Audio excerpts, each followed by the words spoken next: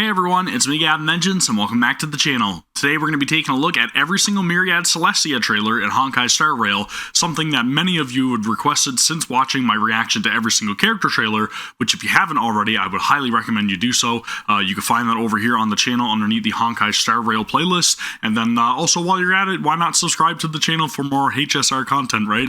And then also please give the video a thumbs up if you guys do want to see more of these reactions in the future. Now I will be taking a lot of criticism that I got in the last video into account when we are going forward with all of these reactions, so I will be pausing these trailers throughout if I need to make any comments on anything, and then also I'll be trying my hardest to pay attention to the captions so that way you guys know that I am absorbing some of the information, which I'm told could be very spoiler heavy within these trailers, so we are ready, willing, and able to accept that fact. I am only currently in the Penacony chapter right now, myself in my own playthrough of HSR, so I've got a lot of catching up to do, but again, just to give you guys a little bit of forewarning, that is where I'm at in the story, and it's been like 2 years since I've played HSR since its launch, okay, so it's been a little bit of time, so I may have forgotten a few things, my apologies. That being said, however, let's dive into it. Also, I have no idea if this is in the right order or not, but I am just following the playlist that is currently available over on HSR's official YouTube page, starting at the very bottom, right? So, again, we are starting off with the very first Myriad Celestia trailer, which is the Jepella Rebellion, scene 47. Kafka, Stellaron Hunter, how do you plead? So she's on trial. The crimes you have committed are beyond pardon, but the Jepella Brotherhood respects every individual's entitlement to the afterlife. Admit your guilt and embrace your punishment. I'm listening. How do the Stellaron Hunters plead to the following accusations? You breached the premises of the Tatooine Universal Auction, manipulated the guests, decimated the artistic treasures under the gaze of a devout audience, inflicted monetary damage amounting to over 860 billion credits, and absconded with the auction item. How do you plead? Guilty as charged, but not a devout audience. You infiltrated the cyber prison of Inupis, stole the Sigma Rod to deactivate the firewall, allowing a flood of data demons to enter reality, consequently propelling the world toward a judgment day, all in order to take the meta code. How do you plead? I admit it, but those data demons deserve a taste of freedom. I love how she's just kind of like, you know what? Yeah, I admit to the crimes, but, they deserved it. Like, well, you guys kind of had this coming to you, but sure, whatever you're gonna, you know, pin on me, I accept. You violated the ring world Golconda, disseminated the Philosopher's poison virus across all colonies, causing 46 million inorganic entities to turn into rampant machines, and stole the steel core from Golconda's point of gravitational equilibrium, silencing the entire world. How do you plead? Oh? Sounds like a page out of the Jepella Brotherhood's playbook. But sure, we took the thing. The Trovis disappearance. The Lore 51 Stellaron event. Cyber attacks against planet Scrulum. The Pierpoint incursion. And so on. A total of 46 criminal cases. Do you admit that all these malicious incidents were the work of the Stellaron Hunters? If you ask me, it seems like the Annihilation Gang has their fingers in quite a few of these pies, but... Whose silhouette was that, I wonder? The Annihilation Gang. Okay, so again, there's a lot of, like, terminology being thrown around here that I really don't understand, so my apologies if I'm supposed to be getting these references, but I will try to keep them in mind going forward. I confess, it seems you forgot one, though. The Jepella Rebellion. Oh. So she's unraveling something with them? Right now? Or committing a crime currently?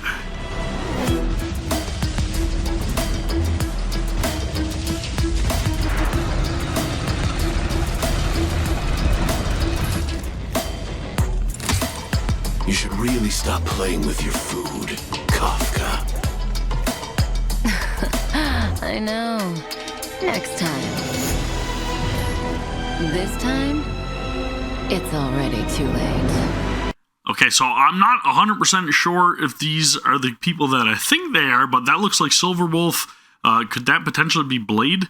And I feel like this is another important person as well. Looked very similar to like Firefly, right, from what we see in the trailer. I'm not 100% sure what references I'm supposed to be catching here, but it seems like she had one last crime to commit, and she's enacting that on the Jepella Rebellion. Okay.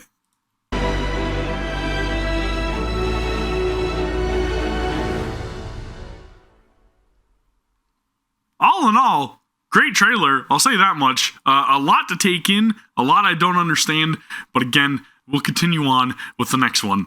Next up is Fables About the Stars Part 1, which apparently I already watched, so maybe this will seem familiar to me.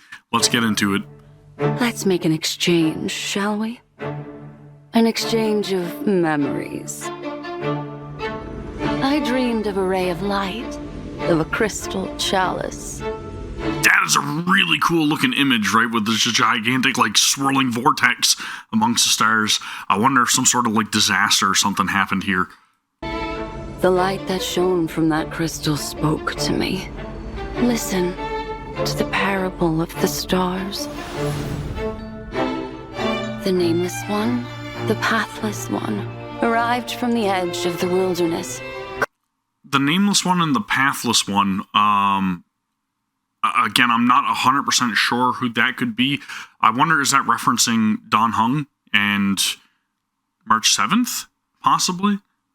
Clad in stellar radiance. Go now, march unwaveringly into solar wind. At the end, you will return to my embrace, but march towards the light. The destruction. Yet that light began to burn, piercing through the clouds as a golden death. Towers crumbled, and the people fled, for the sun was soon to set and meet with vicious destruction. But be not dismayed, O child of the world. The Luck's arrow will descend to purge the wicked abominations. You must follow the traces left behind in the storm's wake. Okay, so I almost wonder if this is very similar to like the Travail trailer with Genshin Impact, where it's kind of like showing us what's to come in each and every single chapter within Honkai Star Rail. Of course, yes, it is introducing us to the paths, right? So we just got destruction, and then we got the hunt. Again, we know that Nanook, I believe, is related to the Trailblazer. Somebody correct me if I'm wrong on that one, please. But again, I've forgotten a lot of stuff. The hunt is related to, pretty much the Shenzo Laofu, right? Am I wrong in saying that? I don't know. Again, I'm going to keep watching. Sorry, my apologies. I just want to get my thoughts out there. The Celestial One guards their secrets, plotting out the routes that connect all things. But they are silent, like a shroud of mist at the center of the universe. Listen to the silence, and you will know where the stars are resting. Let your staff strike the earth, they say.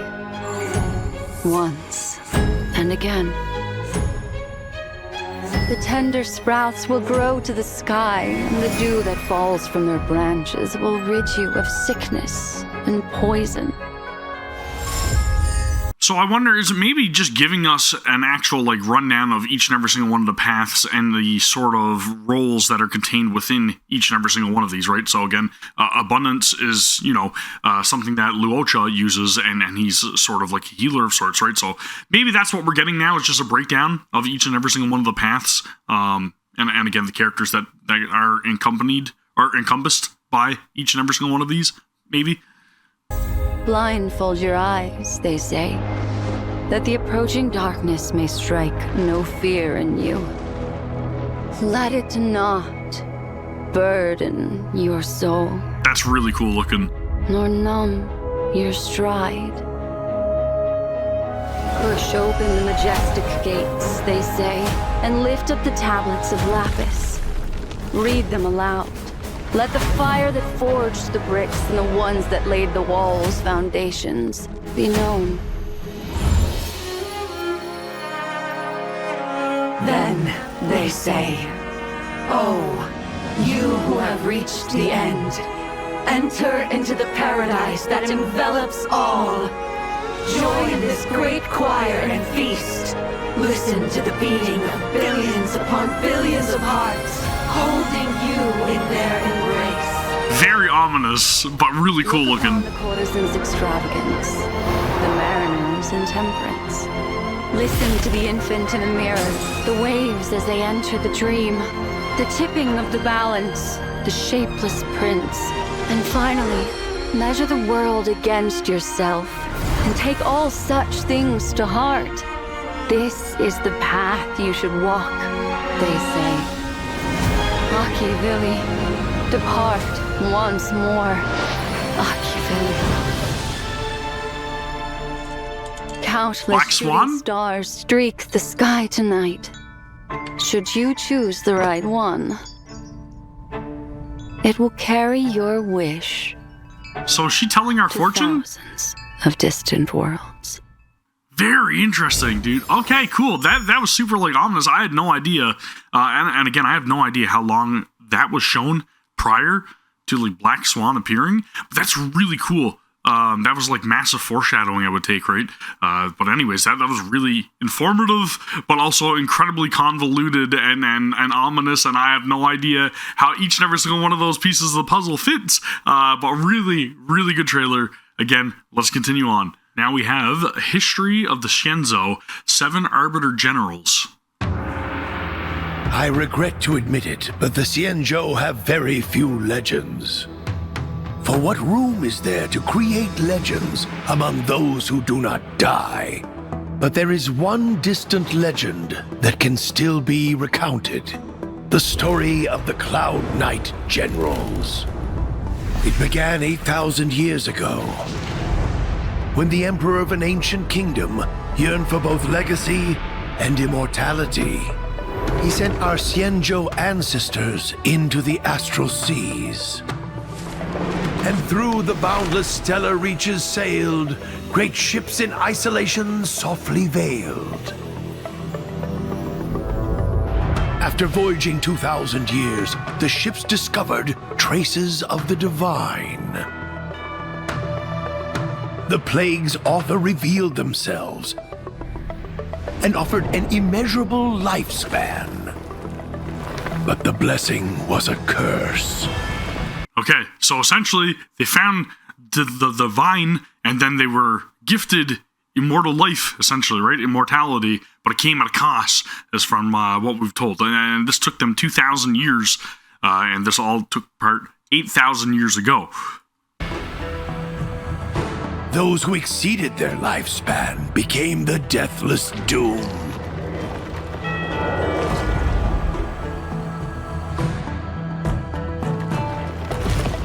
And thus the Alliance's long and peaceful years were lost in sickness, treachery, blood, and tears. At the very precipice of the Xianzhou's existence, the Rainbow Arbiter descended and redeemed the crumbling Alliance. So that's the hunt? For the next 5,000 years, the Alliance voyaged the vast cosmos, purifying the universe under divine mandate.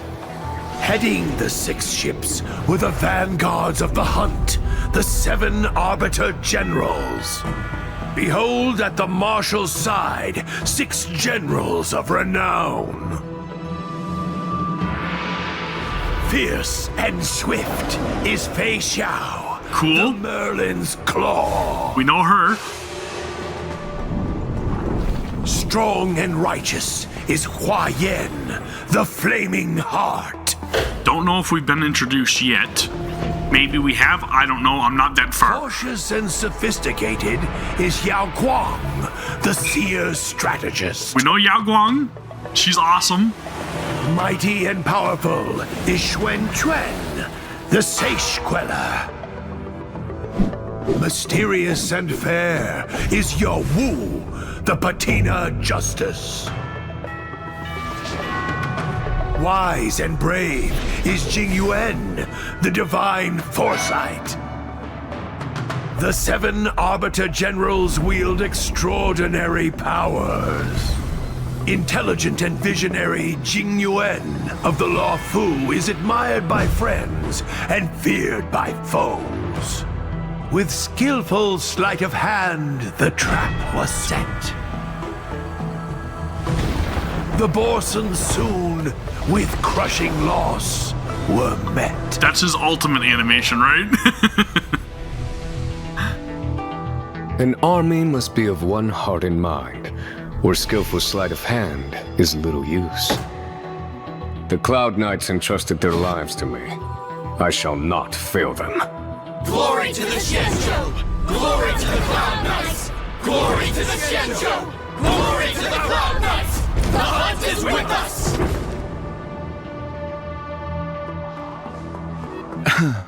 Quite the story, Master Gongshu. Again, I don't get the reference, but at the same time, very informative, cool introduction. Again, a little bit of foreshadowing as well, right? I recognize like 3 of the 6 names that were said. Again, maybe I've forgotten stuff along the way. Again, my apologies. It has been like almost like 3 years or something since the game released, and I never played it since like the very first year. So again, I've forgotten stuff within the first couple of chapters. Okay, I'm just gonna put that out there.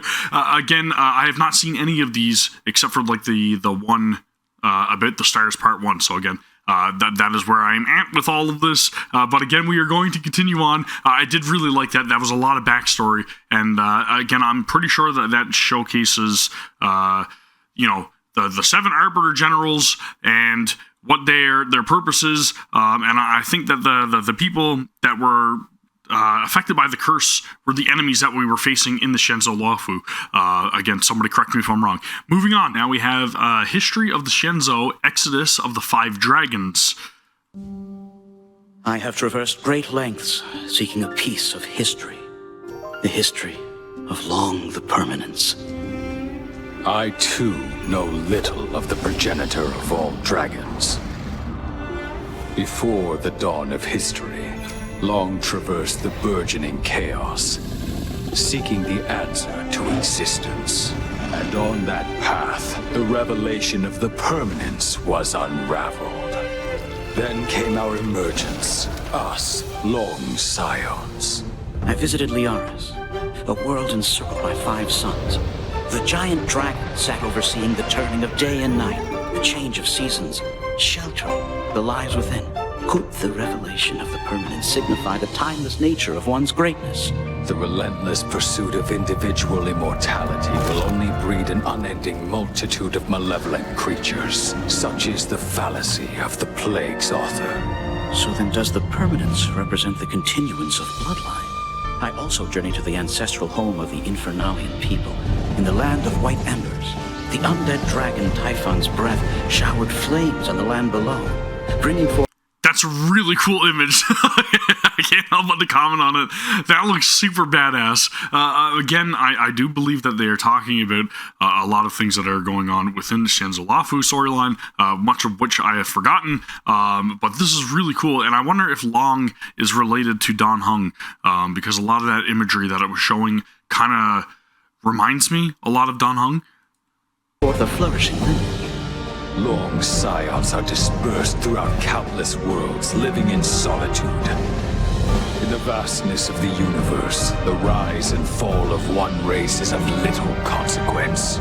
It is said that the Vidyadhara formed an alliance with the Xianzhou, and that 5 elders descended upon the mortal realm to keep watch over the plague moths. Perhaps the permanence is the noble ambition that ensures the safety of the universe. Alas, Imbibitor Lunae forsook his oath, causing a state of great disorder. The High Elders, too, bear mortal frailties, their heavy burdens ultimately becoming the shackles which bind them. From your perspective, what does the permanence's revelation truly signify? As the sun and moon rise and fall, the world undergoes continuous change. So the concept of stability is meaningless. Only by comprehending and aligning with the way of the world can one's path lead to everlasting existence. Countless countless new creations emerge when one dragon meets its end among the morning stars. For the Vidyadhara, this is the true teaching of the permanence. Within the cycle of life, any endpoint may mark the inception of a new journey. And for him, it is no different. So again, I feel like that's Dan Heng. Really cool that we got to see like each and every single one of the dragons here as well, right? So these are the 5, or the Exodus of the 5 dragons. So I guess these are the 5 scions, possibly, right?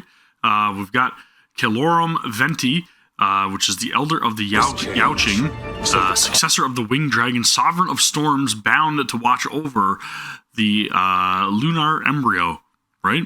Then we also have Arden's Regia, okay, right? High elder of Zooming, successor of the horned dragon, wielder of the heavenly flame, bound to watch over the primordial flame. Next we have Glaciator Merum, high elder of the Fangyu, successor of the scale dragon. Sorry again about my pronunciations. Tamer of the ebbing frost, bound to watch over the miniature myriads. And then we have Mons Grandis, the high elder of the Yuque, successor of the terrestrial dragon, ponderer of the congealed silence, bound to watch over the fallow earth. Again, a lot of this is a terminology that I'm probably not going to 100% get or understand just yet. For him, we'll see. It is no different. I'll try to retain as much. I know there's a lot of information I'm trying to soak up here, okay? And of course, there was Dan Heng. Very, very informative trailer. Lots of stuff to try to remember. I'm going to do my best. Let's move on. Next, it's Cloud Knight's martial doctrine on swords.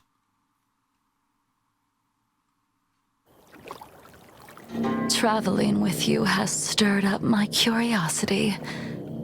What drove you to pick up the sword? I was going to say, is that Jingliu? Well, I suppose there's no harm in telling you. At first, it was the general's stories about the previous sword champion. He told me about her unparalleled skills, her unmatched prowess with a single blade.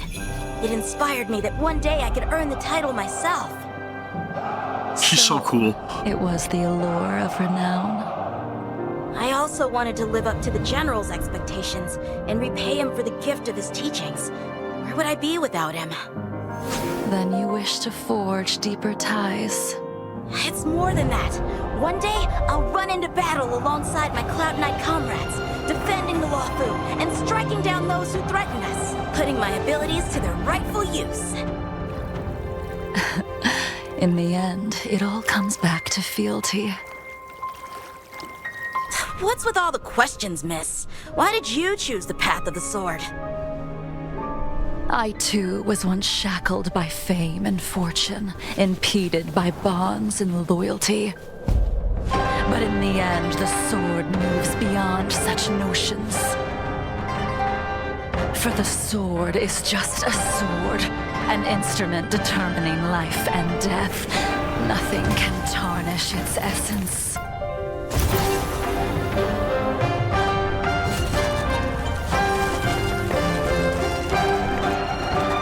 Only when you've walked the fiery trail and cut through every impediment can you understand the purpose behind every swing of your sword.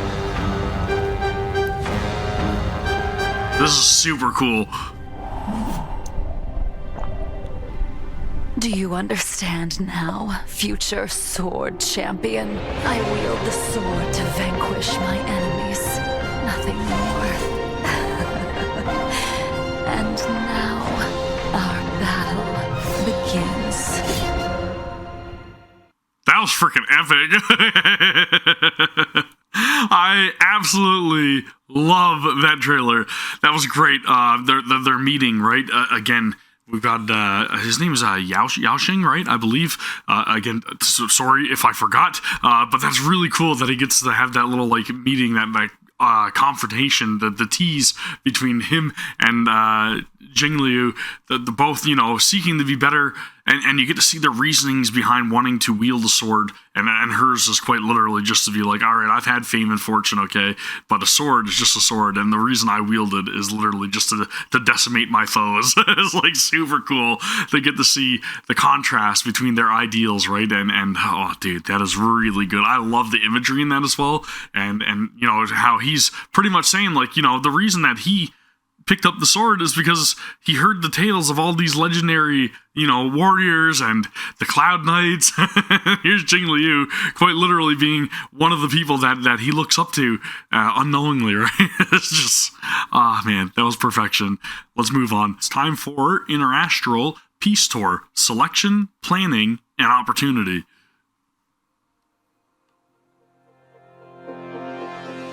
Hey there, you! Yes, you! Me? Wait for you. The gem filled with endless potential. Hold on to your hats. The IPC's gem identification system will ensure that each and every talent you possess will be harnessed for intergalactic peace. Do you have the thrill of adventure coursing through your veins? If so, our marketing development department is rolling out the red carpet just for you. With the nameless Oswaldo Schneider leading the way, a vast number of new worlds will soon be a part of our expansive credit system. If you're someone who values structure and logic, our business consolidation department offers the perfect stage for you to shine.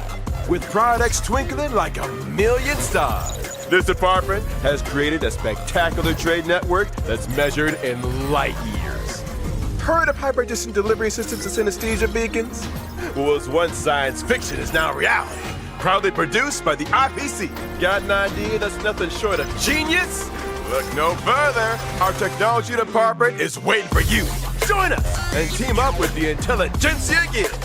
When the glitters of fortune and title dim before the luminous path of the Amber Lord, know that the building material logistics department is the sanctuary for the most ardent of followers. Become the cornerstone of our operations. Every stone you place with precision plays a pivotal role. Brent will form the backbone of our formidable subspace barrier. If you're someone whose qualities go beyond the ordinary, unyielding in the harshest of storms, this message is for you. At the Strategic Investment Department, talent is the most precious investment of all. Origin, background, irrelevant. Diamond seeks out the unique and the extraordinary. Those who sit at the table will determine where the wealth pours. The Talent Motivation Department isn't just another division.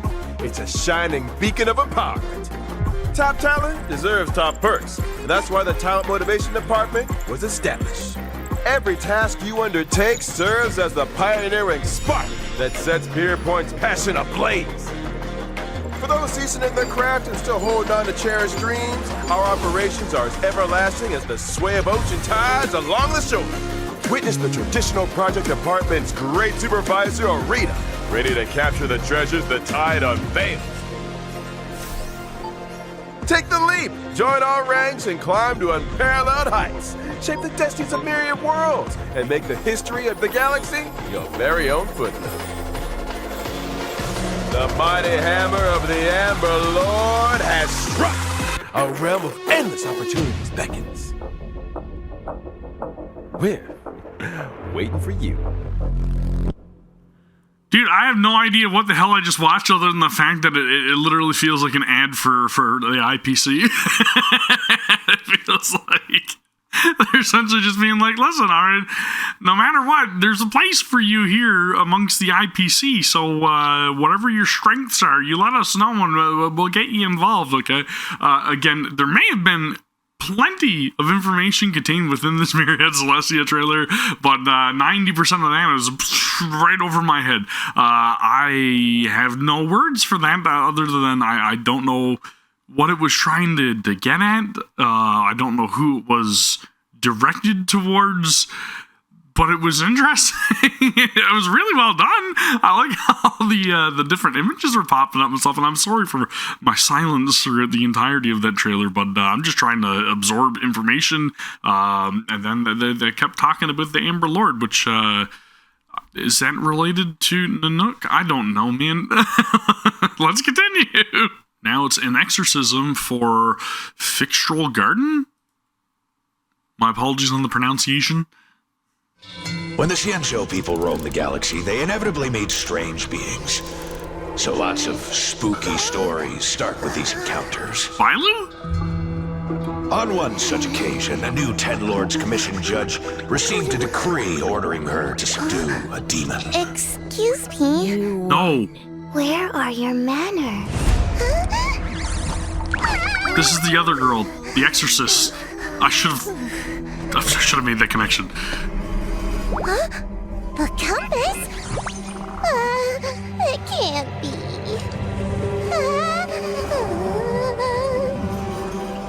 You, the new one.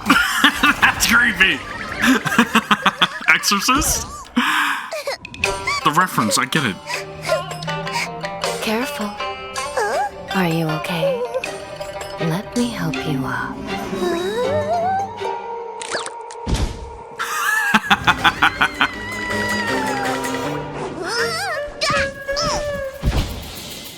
She's so clumsy. Knock, knock. The door isn't gonna hold much longer. Knock, knock. The door's coming down.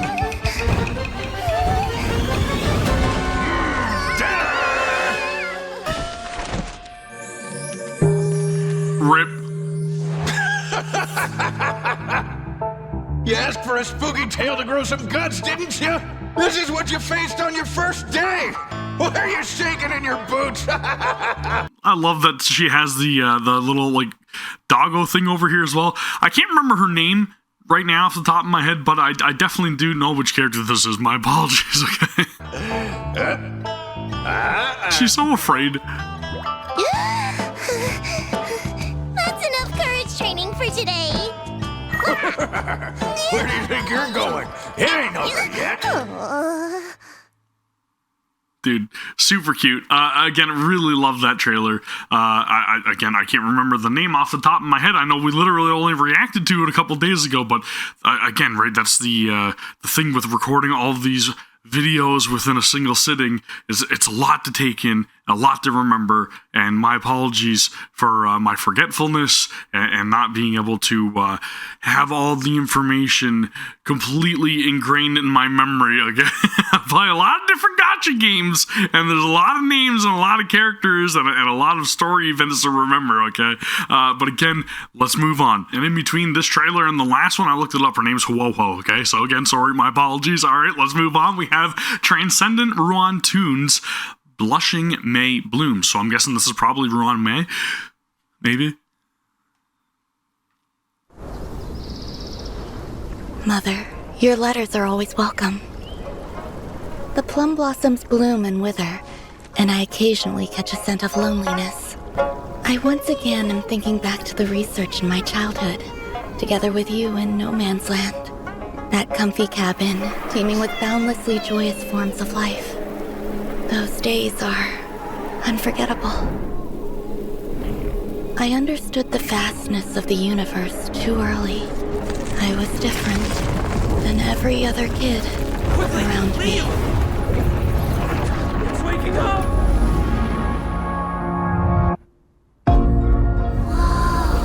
Birth, growth, death. Lamenting the process of life is the origin of my thinking. I began to realize that I longed for something pure.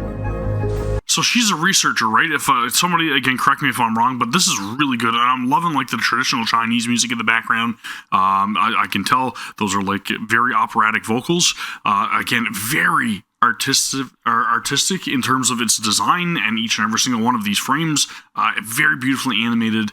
And it's really cool because it's giving us a sneak peek at the days of old, right? Where you can see that they're still wearing the helmets just in case they can't breathe on the surface of these planets that they're visiting. And it's really cool. Again, sorry, my apologies. Let's move on. Attachment involves the insular cortex, which controls anxiety and pain. The laws of emotion can be easily broken down. Children will become more well-behaved when they receive random rewards. When I discovered how easy it was to cultivate a planet, I began to feel empty. I increasingly understand that I long for more fundamental research. Recently, I've had some different thoughts. Ruan is such a headache. At first, I was terrified of its appearance. It is born of wonder, does not resist, and does not grieve. It is the closest thing to the feeling I had when I was a child. Again, I'm being sidetracked by like listening to this voice that's trying to almost like get her to come to attention, right? So she's lost in thought right now, and it seems like somebody's calling out to her to trying to break her out of her trance. But at the same time, she's just reminiscing about like all the things that she's learned and the realization that it doesn't really take much to cultivate a planet, and it kind of makes her sad a little bit, right? How easily everything can be manipulated and put into place. Again, very, very cool story moment for this character, and it makes me very interested in her. You know, what secrets does she know? What is she hiding? I wonder, right? Or what things is she not willing to let on to us? Dude, super freaking cool.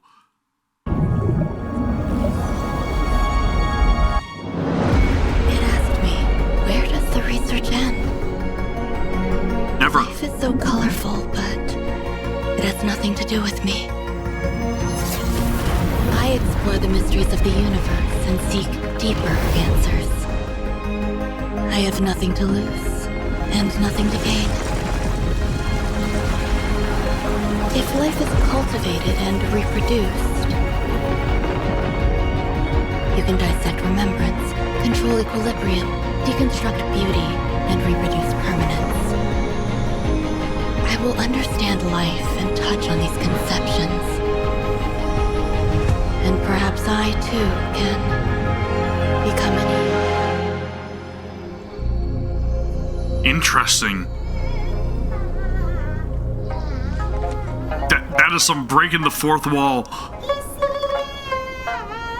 And the vocals. My dear assistant. I will reward you. Because a random reward, right? For the children, dude. I get it. Okay, cool. That was really good.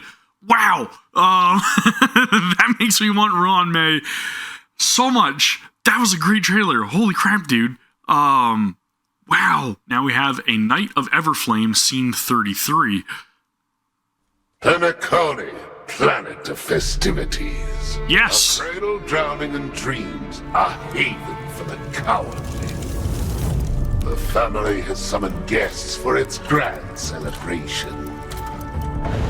The golden blood will flow from the destruction as an offering to them. Children of the flame, this marks your rite of passage. This feels very like intimidating, and it feels like something bad is afoot. Okay, so this is it's hitting near and dear right now because this is the chapter that I'm in. And I noticed a couple of those silhouettes that were shown at the beginning, that they're very important characters that I'm going to come to learn more about, I am sure. But holy smokes, dude. Talk about grandiose, like epic, just like, whew, I'm in for it. Akash, I lit a fire in your eyes and showed you music of the strings. Serenade the celebration and hush the harmony into muted awe. It will be done, Father.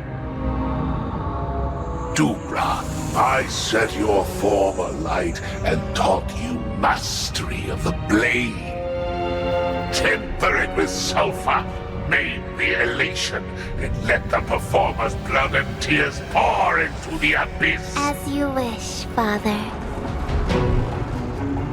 Katerina, I kindled a flame in your heart and granted you blood of fire. Use your wrath to shatter the preservation sanctum and build their gold to create a statue of our savior. You got it, old man.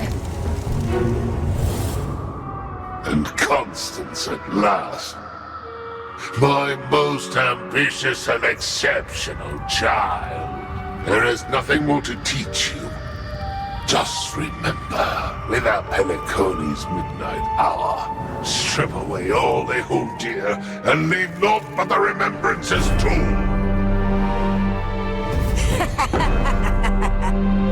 She won't be necessary. I can take them alone.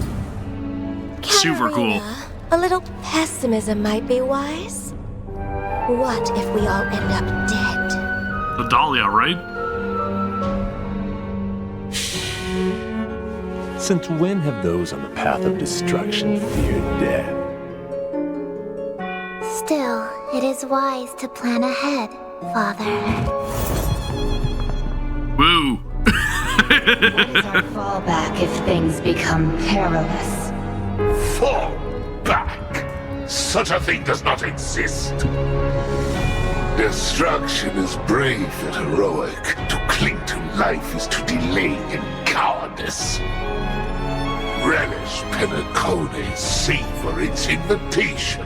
Prepare this beautiful dream to welcome its new master from Fedora.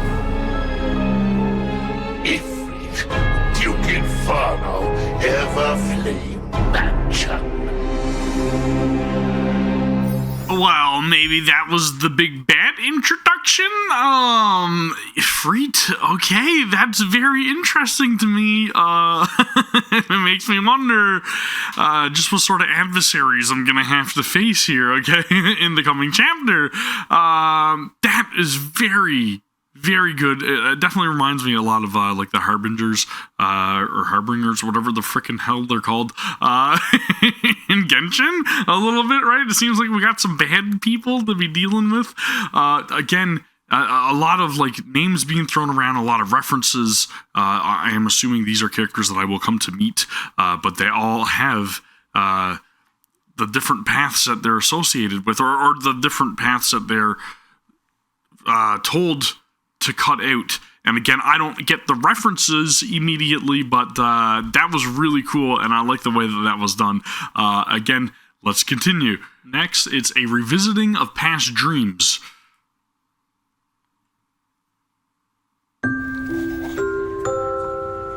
A dazzling item. Are you looking for its owner? Black Swan? Allow me to divine, using your memories as a medium. Is that person over here Aventurine? That's kind of who it resembles.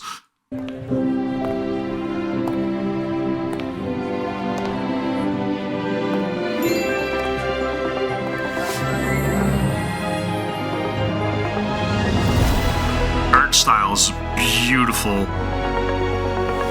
Clocky! Ah, dude!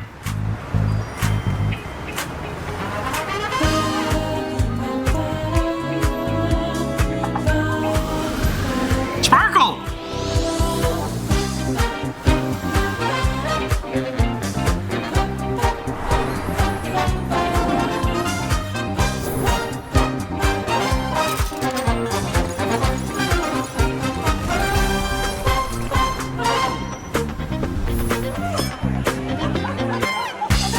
This is incredibly lively and I love it. I love how Black Swan is quite literally affecting everything, right? She's altering every single like set piece or every single like object within this trailer.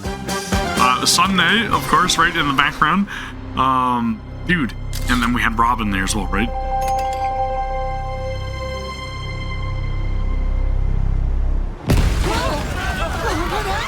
Did you hear that? Don't go over there! Where's that come from? Asheron?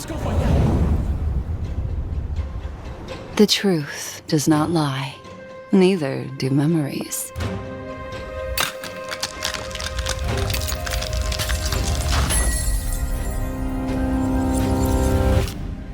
Seen Ifrit there for a second.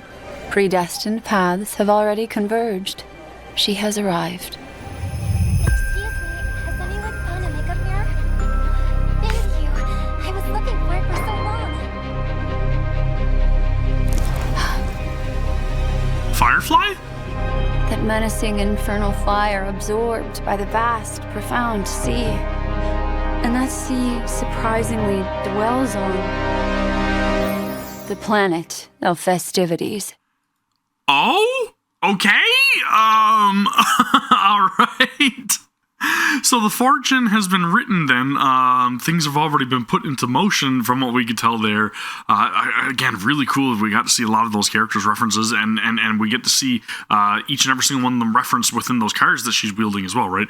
And then we also got to see Ifrit kind of burn up there. I wonder what that means. But again, I'm going to uncover that stuff. Super cool, man. A lot of information to soak up, but I really love the music, the art style of that, and again, how Black Swan was kind of like there in every single scene, right? So I wonder if that's just showing us that she's aware and she's been watching the entire time, maybe, possibly. Again, super cool. Let's continue. Now it's time for Sparkle Behind the Curtain.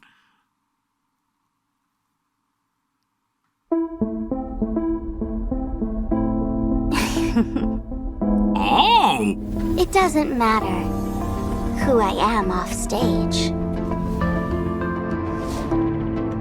All the audience needs to know Check out the light. Then check him is again. that when I'm on stage, I'm just Sparkle. I like this. It's you, my beloved mask. When I'm happy, you're smiling too. When I'm angry, you're still smiling. When I'm sad, you keep on smiling. That's, oh, dude, that is so cool. I love the referencing that they're getting on with here, right? It's just pretty much saying, like, it doesn't really matter what I am feeling. Like, when I am Sparkle, I am Sparkle. And this is very relative to, like, a lot of, like, people that are in any sort of, like, showbiz or any sort of, like, public eye, right? Even if it is just being, like, a YouTube content creator or something, when you are behind the camera or whenever you're on stage, or as she puts it, whenever she's behind the mask, it doesn't matter what she's feeling. You guys just see that she's always smiling. Dude, that hits a chord. Holy smokes. You're like a veil that I can hide under. The one wearing the veil, that's Sparkle.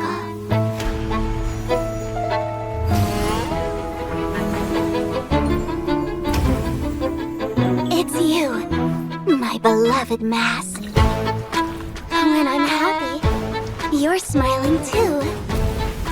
When I'm angry, you're screaming too.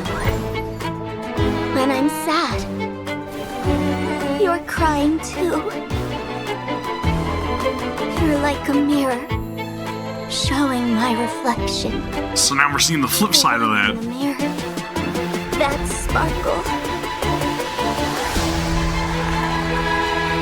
This is really good, dude.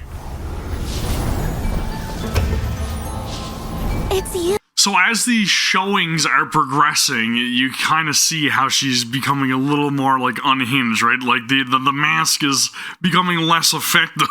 she can't rely on it to put on that brave smile now, okay? Now the mask is taking on its own personality.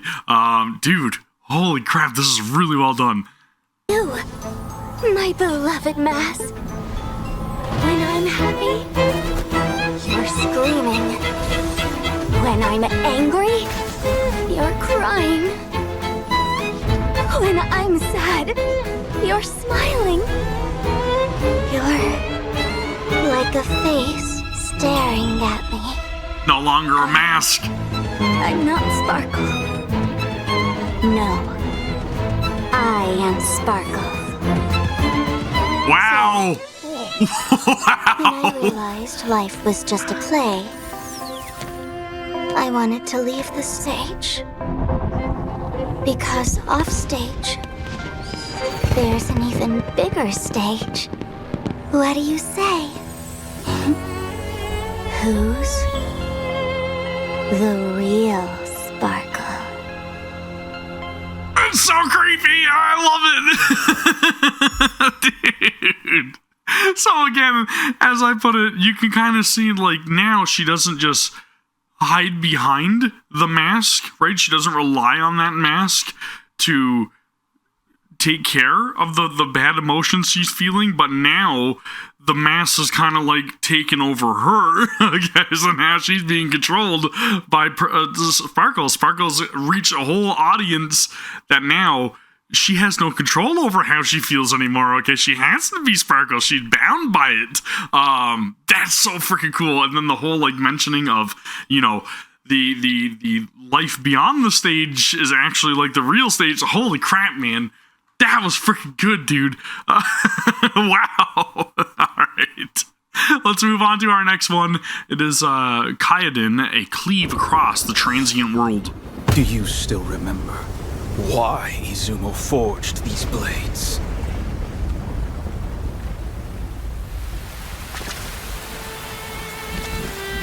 Because in times past, when the Yao Yorozu no Kami descended here, they brought death and disaster on this world and its people. Whoa!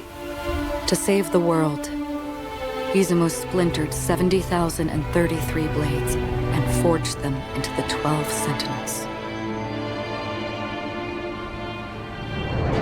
The first was truth, forged by the Sovereign of Revelation. It could teach mortals the way of the law and create miracles from the deconstruction of all things. The second was sky, forged by the eternal zenith. It could form a barrier from the firmament and prevent the innumerable gods of misery from passing through. The third was howl, able to summon lightning to rend the heavens and meteors to rain down divine punishment. The fourth was mist, able to break earth and tear cloud with biting wind and rain. The fifth was frost, freezing the land in an instant. The sixth was fate, the restless cycle of life and death. Then there was flare, thought, root, form, bind, maw. With those sentinels, we seized on tomorrow's expectation, winning victory after victory, until all of them were broken. The price of every victory was a world in its entirety. And in the end, that entirety was lost. And so Izumo splintered 12 sentinels and forged them into 2 bearers. The first was origin. The second was end. The world forged 70,047 blades, and only one could save Izumo. But you and I both know the road to salvation does not exist. There is no trace of tomorrow. Resisting the Kamigami, humanity will eventually become Oni. We pawned everything, all for the destruction of 2 worlds.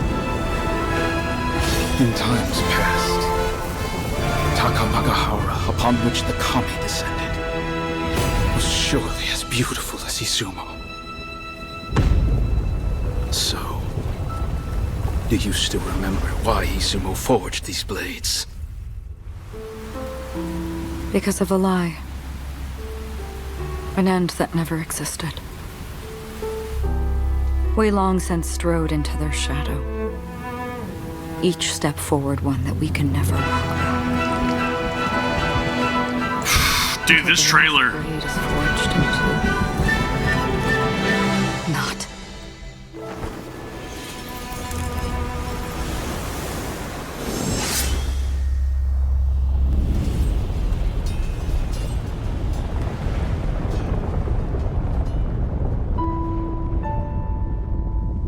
I knew this world was fleeting. And yet...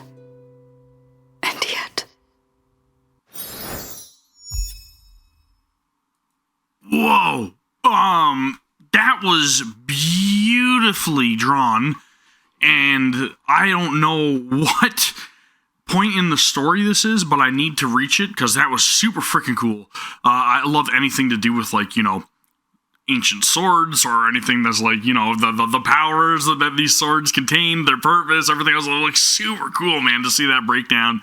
And then to get to see how all of those swords were shattered, right, and then forged into two different swords, Origin and End, and it was all built upon a lie of, I guess, there being a world of peace existing, maybe, is what was being hinted at there, and like this character had stated, it was all just fleeting. I'm not sure which character that is, but it reminds me a lot of, like, Raiden May. I'm going out there and saying that's what it reminds me of big time. I have no idea who this character is or when we're going to, like, meet this character along the story, but I am incredibly intrigued and I want to learn more. That was a really good trailer. I wonder, again, maybe that's referencing, like, Acheron, possibly? I don't know. Anyways, moving on to the next one. Okay, the next one seems to be centered around Robin. It's called If We Had Wings. Thank you for tuning in to this interview. As Miss Robin mentioned, her introduction to music came from her mother. During that disaster... You're fighting again? Mom? Don't be afraid. Look here. It's a bird. Look, a bird. Aww. I want to hear more of Miss Robin's story. Do you know her, miss? She's keeping the children calm. A secret. This bird knows Robin. It knows all about her. During that disaster, Robin couldn't hear anything except for the loud ringing in her ears. But she knew that her mother was singing to her. This is beautiful. She could see her mother's lips moving. She could feel her mother's breath. He will be safe and sound. She could hear that silent wish. Everything will be okay. You'll step onto an even bigger stage. Even more people will hear you sing, and they'll sing with you. No, they'll sing with both of us, brother. Right, both of us. She wanted to spread that wish through song. And even more wishes.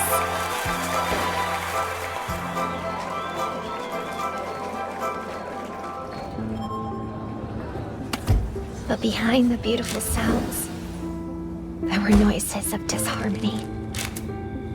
It's always going to be haters. Sounds of every form encircled her. The gazes of many followed her.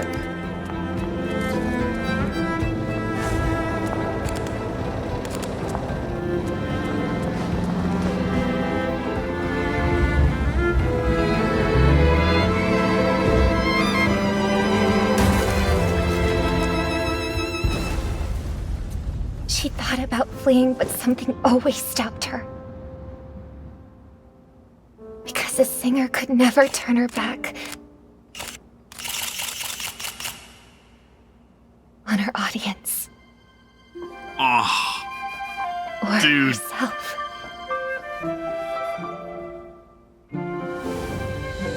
The self that others protected. She feels that responsibility. That others forgave. That wanted to forgive others. That wanted to make her wishes come true. The self that wanted to make others' wishes come true. For every self, for every wish, she couldn't give up. Miss, I also want to sing on stage and sing for Miss Robin. Can my wish come true? Of course it can. Let's start now. The songs you sing, she will absolutely love them. Thank you, Miss Robin. I want to be a doctor. I want to keep singing when I grow up. The fighting's almost over. Brother, our wish is slowly coming true.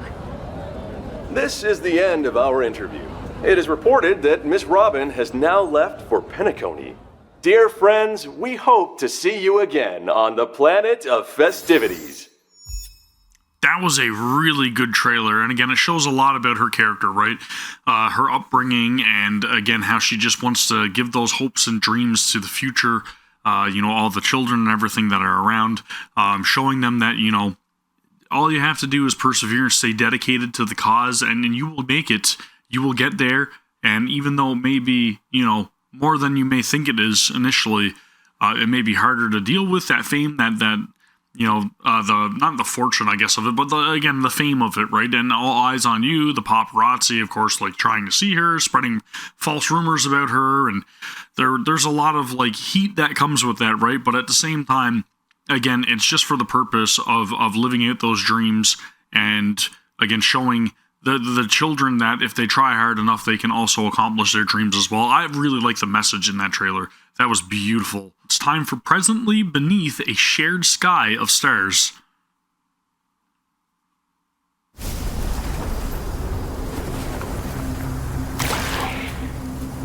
Command, this is AR-26710.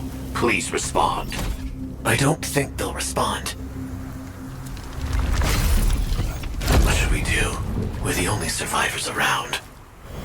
No matter what, we have to get in touch with the others. Huh?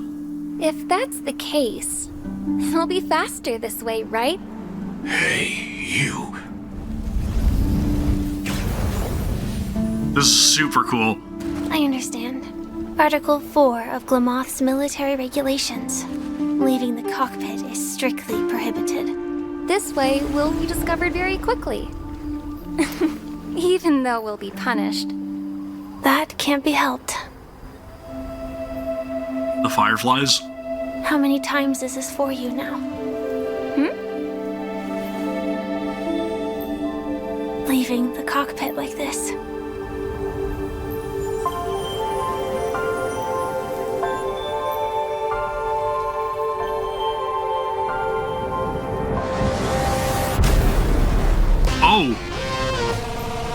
Article 2 of Glamoth's military regulations. Remain on guard. Article 4. Leaving the cockpit is strictly prohibited. They're in trouble. Do you have a death wish? A Firefly Type 5 personal escort model. Very nice. You're the odd one out now. You can't connect to command either. Why don't you join us? No thanks. I'll just pretend I didn't see anything. What's this? I picked it up on the battlefield. It seems to be a civilian device. Even though it's no longer working. And the lens is scratched. If you look through the lens, it feels like looking at a whole different world. Lens? No wonder you wear those weird goggles. I have other reasons too. If everyone looked the same, how would we tell each other apart? Your hair is very unique. Thank you. I've been growing it out. Their outfits remind me of like your experience. Evangelion. Sorry. But sometimes it gets in my eyes. I'm not sure if I should put it up. Your turn. Are you really not going to say anything? Comms are back up. Article 8. Surviving knights should immediately return to their units.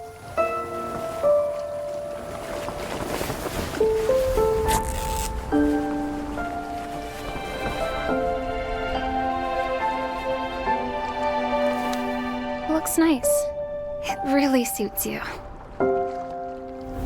I hope we can see stars on the next battlefield. Will we see each other again? Probably not. What if the war ends? Then we should be able to find each other.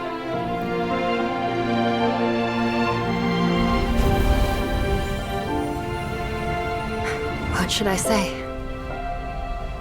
I wish us all a triumphant return.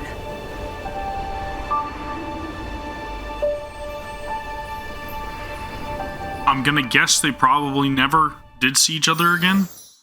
I have no idea, but that was a very, very good trailer. Again, love the fact that we get to see, her in like the past element, I guess, right? This is what it feels like. It feels like this is somewhere along the past when she was still a Firefly Knight, and getting to see her have that moment with her comrades, and then them setting off on their next journey, not knowing whether or not they would see each other again, but then also get to see her like don her hair ornament, right, and then the ribbon in her hair, just because again she used to find that it would get in her face.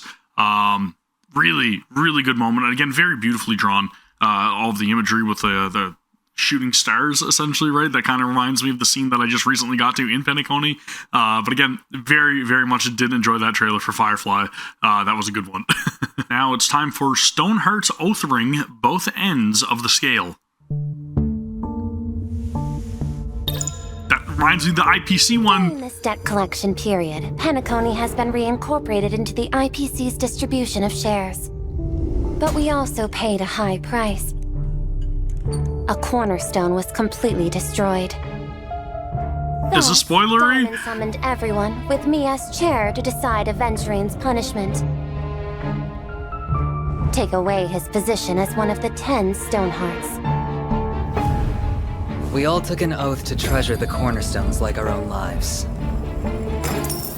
But Aventurine's death was a necessary part of the plan. Yeah, spoilery. Death. This kind of unnecessary extravagance was just for yourself, wasn't it? Sagielite, please don't ignore the facts and just assume things. By reclaiming Penacony, the Strategic Investment Department won over another vote of the 7 board members. The 10 Stonehearts have always valued results.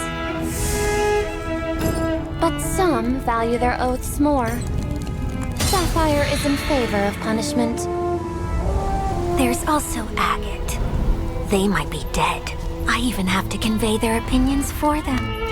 That's creepy. I think we're being overly timid.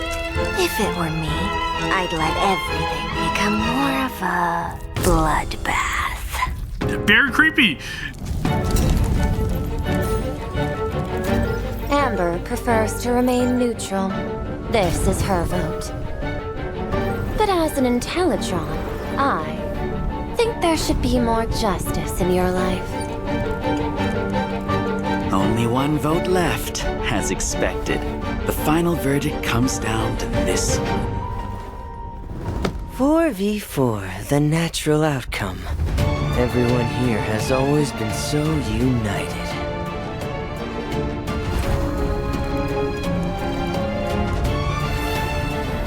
We are all the same.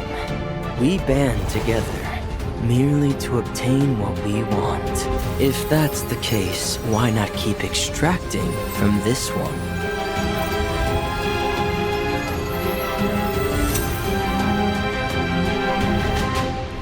You can come back.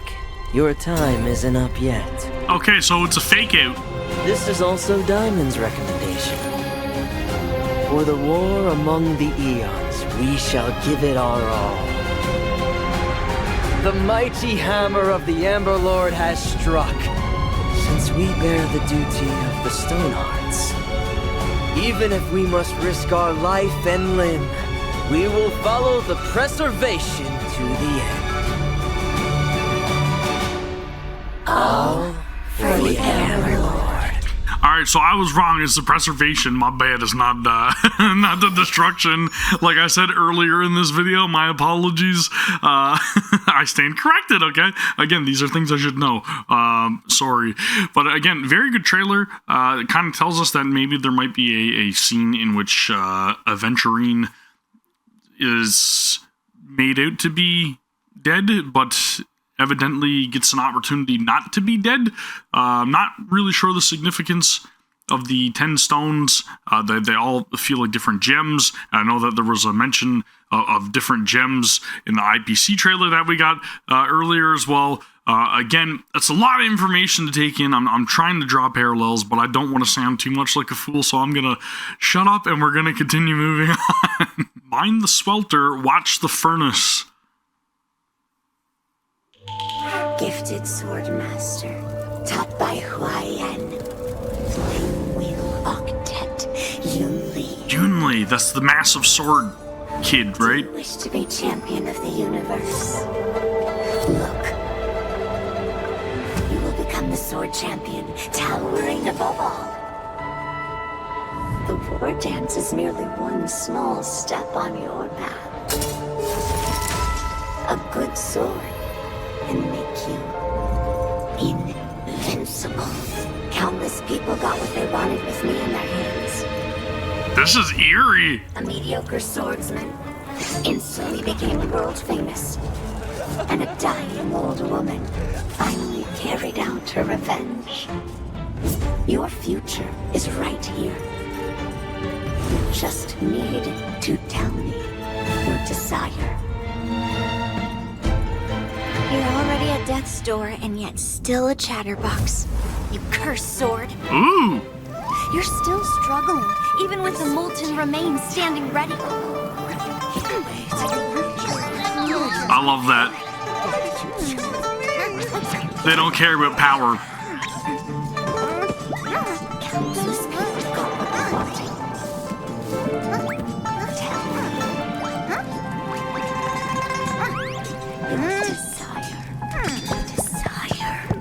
My desire? Don't you want to go to the law? Don't you want to become the sword champion? Is to melt cursed swords like you. Hey! The truth behind you fulfilling human wishes is that you devoured people's wills and turned them into zombies. But humans should be the one to decide where their sword points. The war dance ceremony? I couldn't care less. But the sword that will be the victor's prize. You They're hungry. Eat first, then go back to melting swords. The stomach grumble. But I want to eat berry pheasant skewers. Berry pheasant skewers. Berry pheasant Just skewers. wait a little bit longer. You can get some once we're on the Lawfu. Dude, great trailer. Absolute great trailer, I gotta say. I really love that. And again, it shows what Yunli stands for, right? A very righteous person, a very noble soul, and again, will not be tainted or swayed by these cursed swords. You get to see their values and where their head lies in terms of, like, you know, unlimited power and how enticing that may be for some people. Evidently, that is not something that Yunli cares about. Really, really good trailer. Now it's time for the arrow that seeks the stars. 主奏は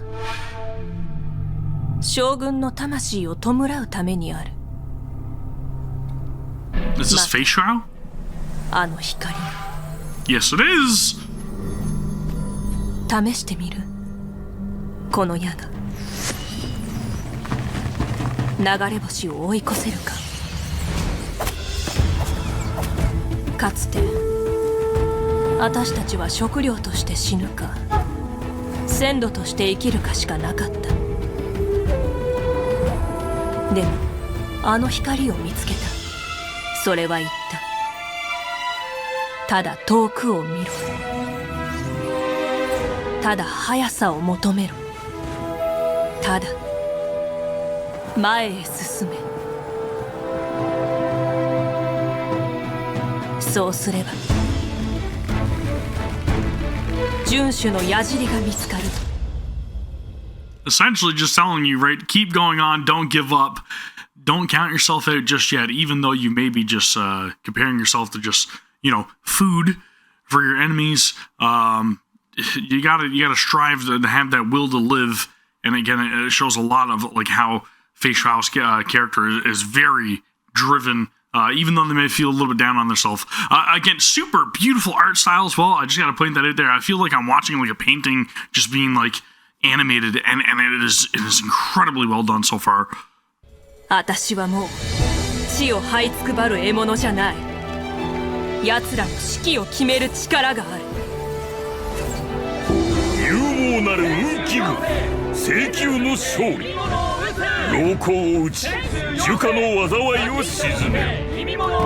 単身敵陣を破り、功績を上げる。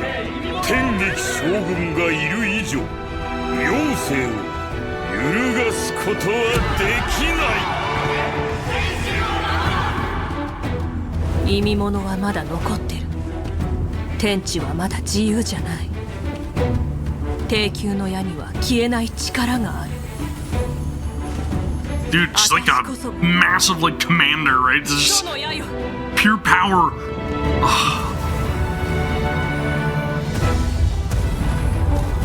A force to be reckoned with. So beautifully animated. 決戦は終わってない。私が先陣を切れば、その先には大将がある。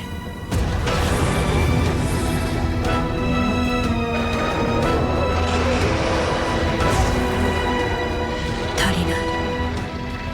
まだ足りない。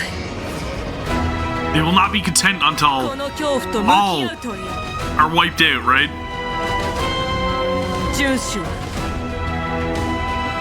死ぬまで止まらない。 Damn, man. Top the bodies of so many adversaries. Holy smokes.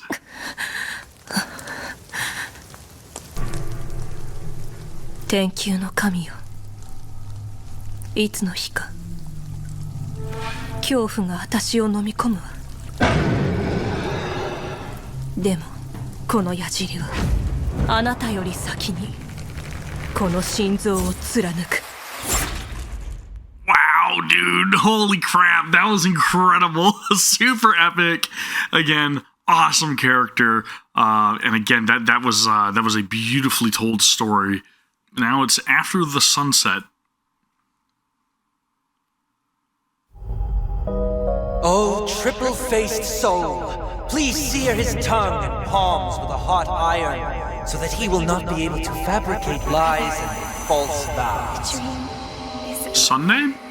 I ask you, what was your original dream? To let everyone hear our song, and to sing together with the masses. I wished only for the pure land in my imagination, a place where people laugh and also slumber. But with even such a small wish, I still broke my promise. Shadows loom over it, and reality is in utter chaos. I'm unable to protect even those closest to me. The paradise was never meant to look like this. Has your dream changed? I don't know. But I see that people in the land of the dreams still live in another kind of prison. Self-judging, self-doubting, self-denying, and then robbed, oppressed, exploited. Unknowingly, happiness has long left them. If I could create a future for them, if I could be the light that shines upon the world.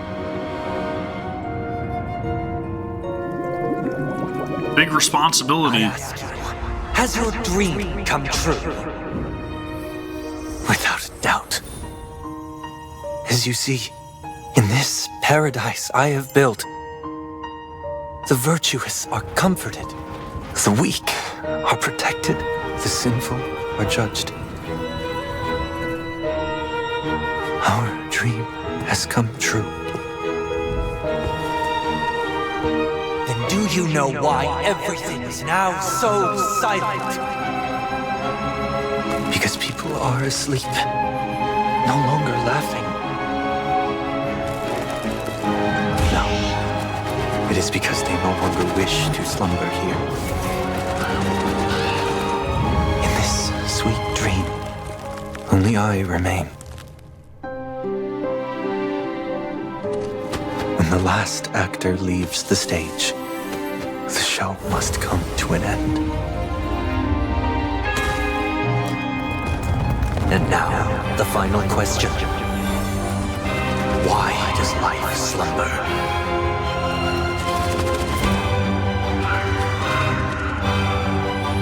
Because someday, I too will wake up from my dream.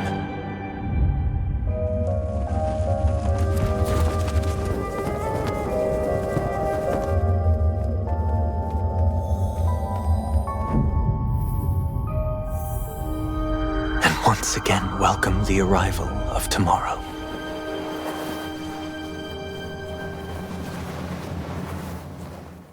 Fear. very interesting. Again, I do feel like Penacony is quite a trip, right? Considering the fact that it's a dream world that a lot of people just kind of get lost in, and they don't really want to deal with like their day-to-day life. I feel like we're getting a lot of like, hints as towards how this chapter may play out. Again, I have not yet experienced it myself, but a lot of signs are telling me there, right, that maybe everybody does not want to remain in the dreamscape at some point. Maybe they'll all wish to leave. They're kind of like done with the dream. But it seems like Sunday's kind of holding on to it and maybe afraid to accept what's to come after in the real world. I'm not really 100% sure what to take away from that trailer. It was very well done, though. Again, very beautifully animated. Lots of like very grandiose vibes there, right? We get some imagery that is very regal, very holy in its essence, in my opinion. But again, it also kind of shows a little bit more backstory for Sunday as well. Again, I want to learn more about it. I really can't wait to continue the journey. Now it's time for Unlike a Floating Cloud. Are you going to die with destruction? Why? Me? Did I already?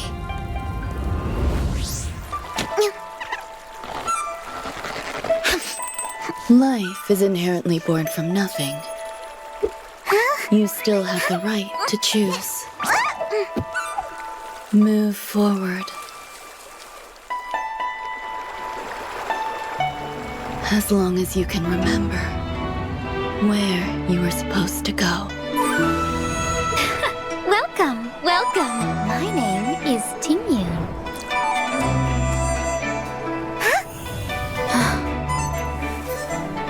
Customers are always welcome. Businesses cherish peace above all else. Customer, allow me to cool you down with a fan. It works wonders. The guild departs tomorrow. Please have a good night's rest, everyone. The Whistling Flames got a big business deal this time. Even if we have to leave the Xianzhou for a long time, it's still worth it. Taking care of your tail is paramount before setting off. Tingyun? This is really showing again, right, all of her efforts to try to just be successful, but also be mindful of how she carries herself, how she's presented. Again, very, very telling of Tingyun. And again, that is a character that, yes, I did forget when I was recording the character trailer, so my apologies. But again, I know that I see her relation now, okay? Just going to put that out there. But again, it's very cool to see this backstory. She's very well versed in mercantile from what we can tell, right? That's a good name. Now, it's mine. Whoa! And you belong over there. A beautiful, splendid end. Destruction.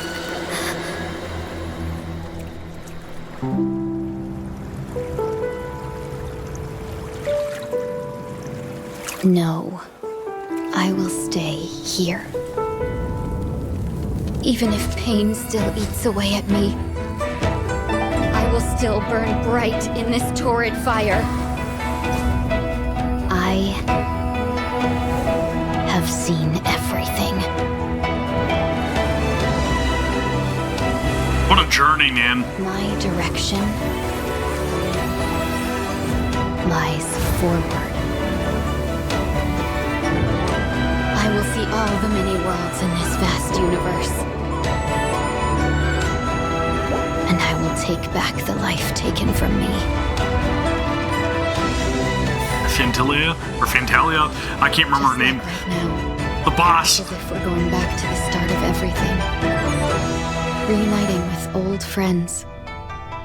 Then setting out again. Right, it's kind of like Homecoming, of course. Again, very beautifully done trailer, and it gets to show a little bit of a flashback to not so happy times, but then also it gets to show us her journey going forth, right? Again, very, very beautifully done, and again, I really can't wait to see what else is remaining in these final 10 trailers. Now it's Stars Silent as Enigmas. I once visited the Eon to ask them a question. What question The would jingle. stump the all-knowing droid head? Herta? Yes, that's exactly what I asked. If there are no mysteries in this universe that can't be solved, how will you prove it this time?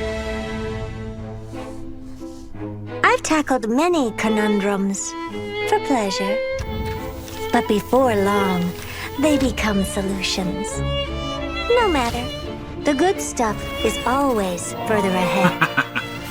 Solutions are boring, but they bring new questions, such as, what is my limit? Could Herta be the great genius of legend? Do you even need to ask? Look at these achievements! Solitary waves theory, spark model hypotheses, Sigma baryons conversion method, Herta sequence. So many problems to solve, so little time. Oh, and de-aging. Are you saying? I'm not done! I also discovered the imaginary leakage phenomenon and captured and sealed a Stellaron. Oh, maybe one day we'll even see a Stellaron in a living body. And I want to meet Droid Head. I will meet them. So we need to start running. Start running with your puppet body. Huh? Puppet? Yeah, this way. Herta can run even faster. Faster? Faster, faster! Faster. Faster, faster, faster! Time and space.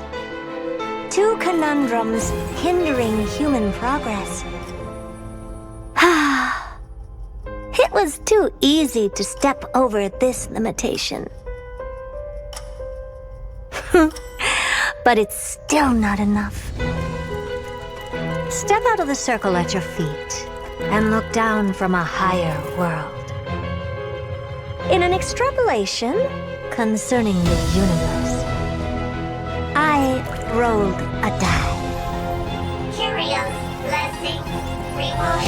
Countless questions arise from here. Though what I want are not solutions, but for the die to never stop. The best answer is a question. Because my thinking never has an end. So, Droidhead, what are you thinking so hard about now? You pay no heed to the universe and refuse to answer my question. Then I can only do it myself. Dude, that is so cool. She is willing to go to any length, right, to just acquire the knowledge that she's so curious about. She knows that there's so much out there that she needs to discover it. And she is a genius already, right, with so many different achievements under her belt. But at the same time, it's not enough. She just got this never-ending inquiry for what else does she seek the answers for. It's, dude, that is such a good trailer. Herta is incredible, and again, I really love that. That was a fantastic trailer, and again, shows a lot about her character and how no matter what, she will find a way to continue her research no matter what. Dude, it's just that is perfection. Next up in the playlist is Golden Epic PV. I'm not really sure if this is considered a Myriad Celestia trailer, but it's a part of the playlist. It's called The First Dawn of Destiny. This is a story from the distant past. The era back then was named after gold. And God still walked with mortals. Their tears and sweat fell, granting the world dusk and dawn. But times changed, and calamity fell. Yanisopoulos prayed to the Holy Maiden for a prophecy. Please tell us how to return to those beautiful days of the past. But Trebios knew that the three gods were no longer able to respond.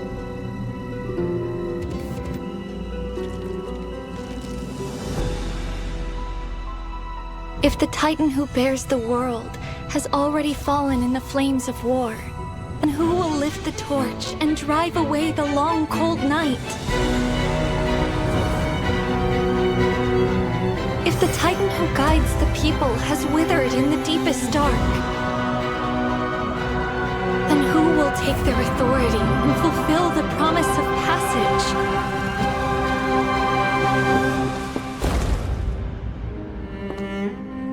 Humans will. I will. I will step through the first crossroads and sail toward tomorrow. That's a big responsibility to take on. Huh? I've gotten smaller, and there's more of me. Okay! Get ready. It's time for us to head out with the west wind. Toward the proverb revealed by fate. Go, and seek the children of humanity with golden blood. Like you, some will be trapped in the past. Some will bury time itself. Some will discard their humanity. Some will forfeit their life. Some will become utterly alone. Wow, dude. Some will lose everything. There's a lot of foreshadowing in this. Trebios, the first demigod, set out toward tomorrow until your calls break through the darkest gloom. That is very well put together. Holy crap, dude. I did not realize that, what is it? Is it Tribby or Tribble? I can't remember what the frickin' name of this character is. But I didn't realize they were so important. Wow, dude. That's crazy. That is a massive connection that I definitely did not see coming. That was really cool. That was like, there was so much being referenced there too, right? We got to see Feynman and everything. It's just, I don't know where the timing of this lines up, or whether or not these characters were introduced at this point. But man, that was, you know, it was Tribby, right? Anyways, moving on to the next one, we have Fables About the Stars Part 2. The last time I was on the Yuchue was centuries ago. Pity that you now come not as a hero, but a prisoner. Handcuffs. Put the abundance in their grave, empty talk. The divination matrix will naturally determine whether your words are trustworthy. Fine. As we always say on the Cienjo, seeing is believing. A war of gods has already begun in the Abacus's calculated future. The Lord Ravager's wish will be fulfilled, and an eon will fall. This is a chess game between gods. As each piece falls to counter the next, why not take advantage of it for our own goals? Some big stuff is about to go down. Already has the Swarm Author's remains to kill a god. We just need to temper the hunt's arrowheads with Ruan's golden blood.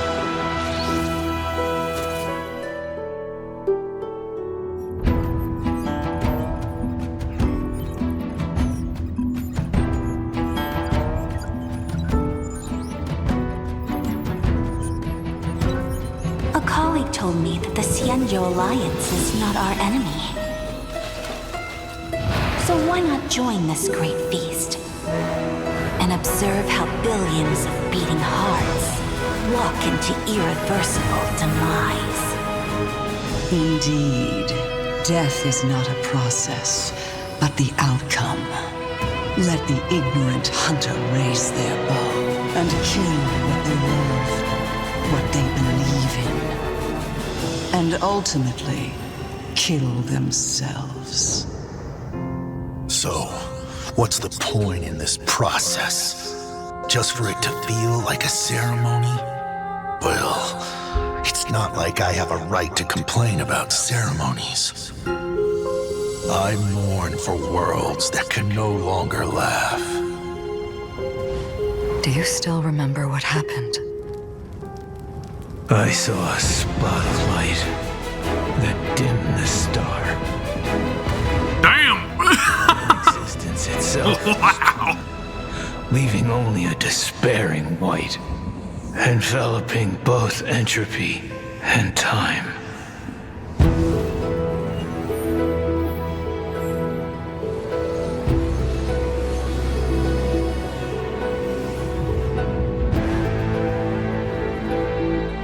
We salute thee, blemished one. In defiance of the cosmic roots that bind all, we offer a magnificent ruin. Together, beneath your gaze, we bear witness to a colleague's end. Be it coronation or collapse, the end of their yearning is the same.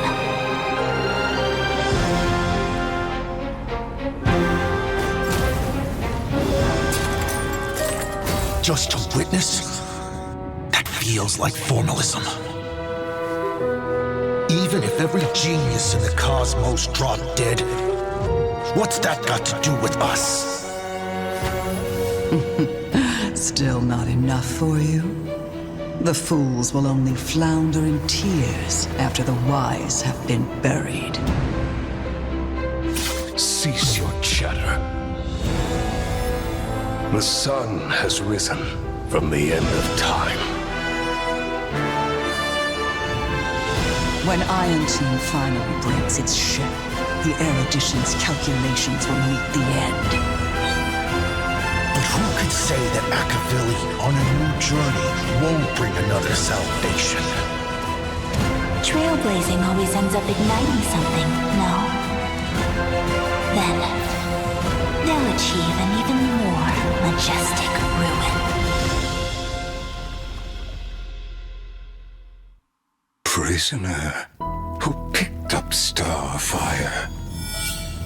If you are to become the first spark, then come and leave the cave with me. And in that fable about the stars, we'll pen the prelude of destruction. I got tingles. Holy crap, dude. That was like very, very dark, very grim. It feels like a massive battle is going to go on. It feels like all the gods are going to be at each other's throats. That's what I'm picking up from that. Again, correct me if I am wrong, but holy smokes, man. That feels like there is a massive moment about to happen, right? There's going to be this gigantic battle, and it feels like they're kind of all wondering what sort of role the Trailblazer is going to play this time around. Will we bring a salvation? I have no idea, dude, but that was like incredibly ominous. I know I like to throw around that word a bit, but that is very ominous, very vague, and again, it feels like it's some sort of foreshadowing, alright? Next is Dear March 7th, which makes me feel like it's going to be Evernight. Light fades on the last day. Before you forget, please offer up your most precious memories. Remember 97 days ago? On the first day after arriving in Amphoreus, you already experienced this world's cruelty. You guided the Holy Maiden and helped her escape her initial fate. On day 14, day 36, day 70. You also never gave up on looking for your companions from beyond the sky. Until day 95. Still don't believe me? You're just a ghost that no one can see. Besides, the Garden of Recollection has already torn off its benevolent mask. They lurk, they covet, brewing blasphemous plots. Are you willing to face me now? Face your past. When you were born from that shattered lumen flux. When you were buried along with the remembrance's lies. When you were watched by the garden's pawns. Even if you don't remember, it doesn't matter. That's what I was made for. Melt the self and seep into the cracks of time. The future that belongs to you is so blissful and pure. And yet, the Remembrance chose, leaving Amphoreus in nothing but a desolate midnight. Fear not, I shall cleanse it all. Let the melody of oblivion resound from the eternal land. Day 97. Leave it to me. Time to say goodnight to the world, my dear March 7th. Very creepy. In a world restored to its flawless state, both your wish and my promise will be fulfilled.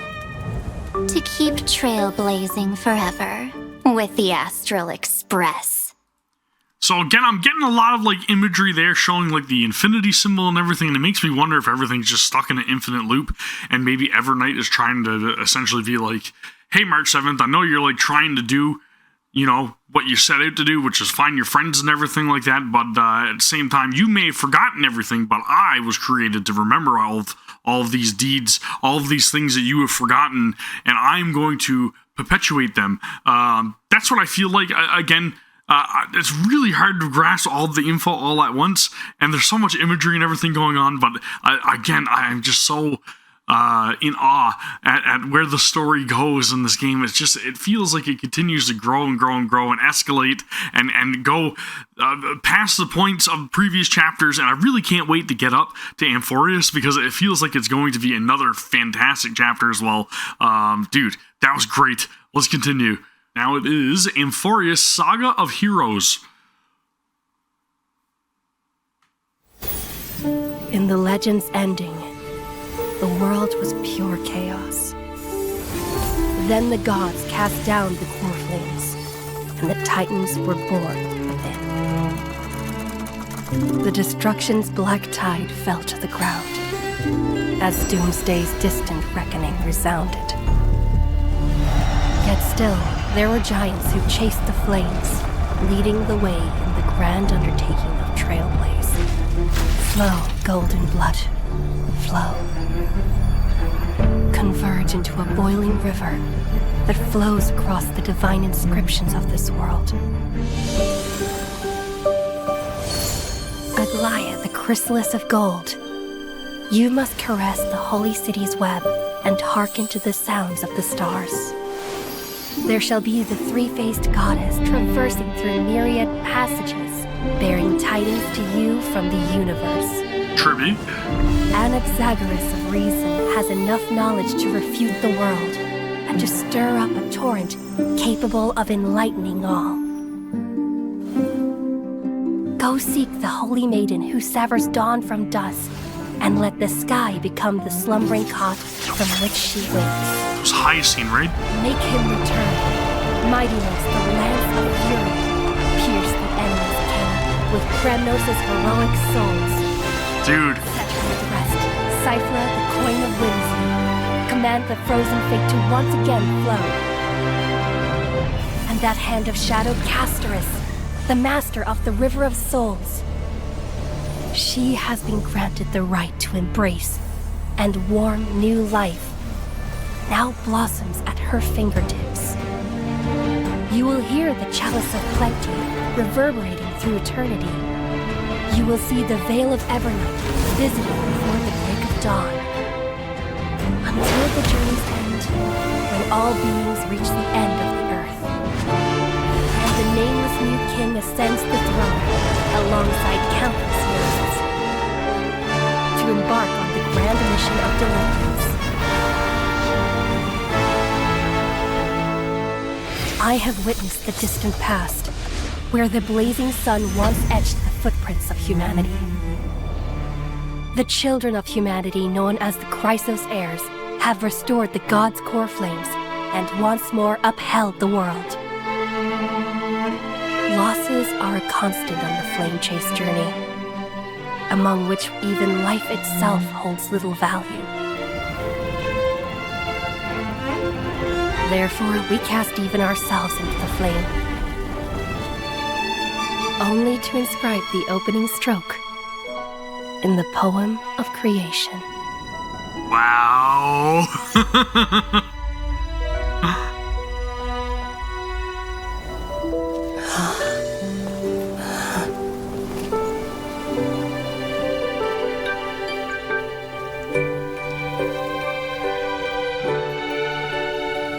Of course, this will be a romantic story like none that has come before.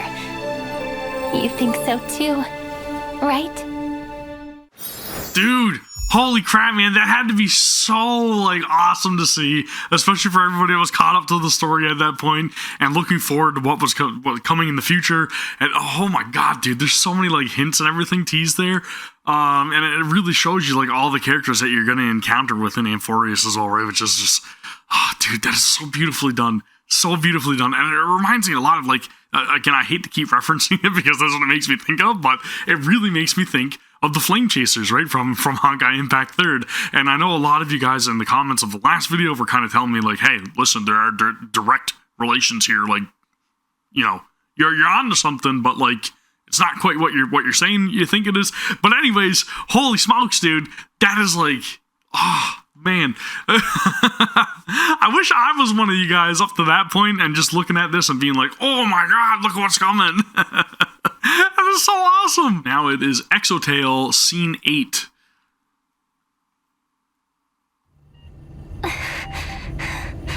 Firefly?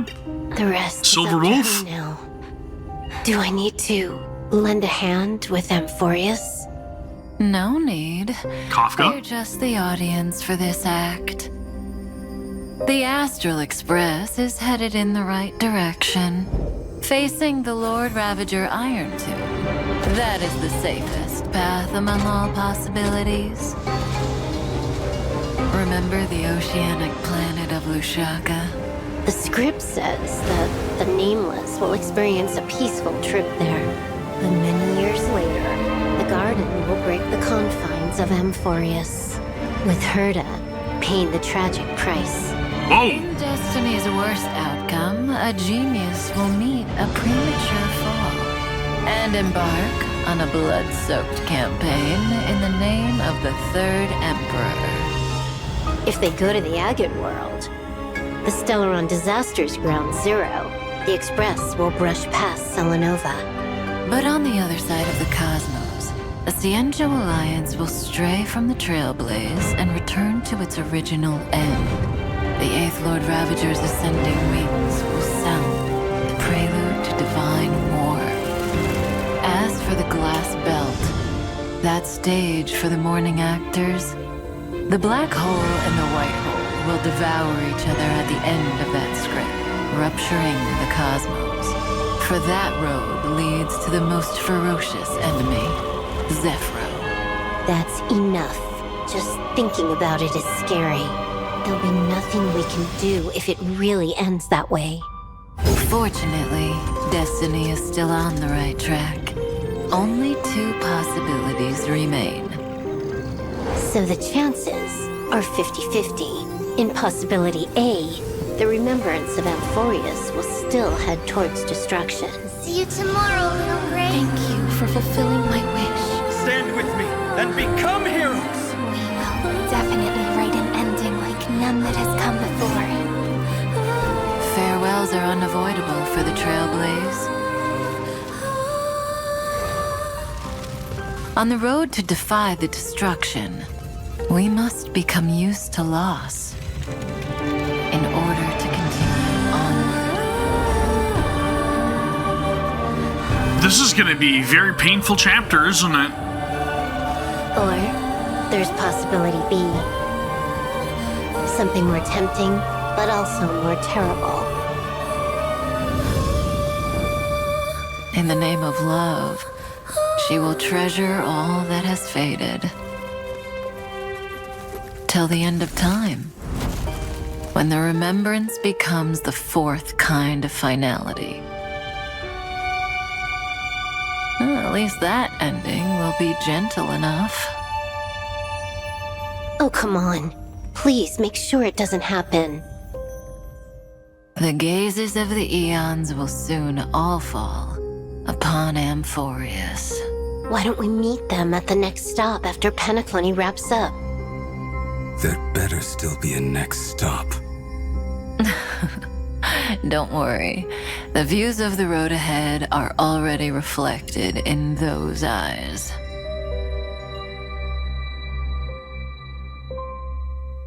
A tomorrow where the stars shine. And Amphoreus' life. People meet each other from breaking apart and face farewells by embracing. Remember to take a deep breath, partner. Then, walk towards tomorrow.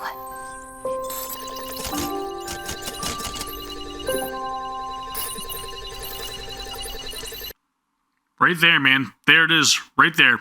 Farewell, Amphoreus.